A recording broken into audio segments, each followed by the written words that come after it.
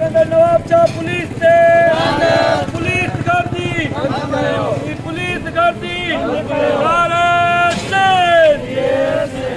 शदाद कोट में तरक्की पसंद पार्टी पारा नवाब शाह पुलिस पारा एसटीपी जे मरकजी राब्ता सेक्रेटरी निसार गेरो जे भाउ सलमान गेरो खे मोबैना अगवा करे खे साफ़ फिराई करे ज़ख़्मी करण वारे अमल खिलाफ़ इमदाद सुमरो, फारूक सुमरो, तबरेज़ शलगिरी, दाद मोहम्मद खंड, रफ़ीक सुमरो, इरफान सोलंकी ऐं ॿियनि जी अॻवानी में हथनि में पार्टी जा झंडा खणी कोटू मोटू चौक ते एहतिजाजी मुज़ाहिरो करे नारेबाज़ी कई।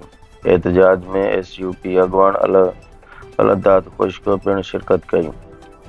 एहतिजाज जी हिमायत कई। उन मौक़े ते अॻवाननि मीडिया सां ॻाल्हाईंदे चयो त नवाब शाह जी पुलिस सलमान केरो खे बेगुनाह खणी वञी हाफ़ फिराई करे सख़्तु ज़ख़्मी कयो आहे, जेको मज़मत जोॻो अमल आहे।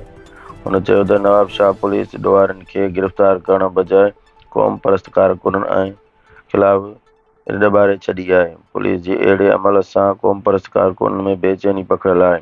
हुननि IG सिंध ऐं SSP नवाब शाह खां SHO तुफ़ैल अबड़े समेत सलमान केरो खे हाफ़ फिराई कंदड़ एहलकारनि ख़िलाफ़ कार्रवाई करण जो मुतालबो कयो आहे। ॿी सूरत में एहतिजाज जो दायरो वधायो वेंदो।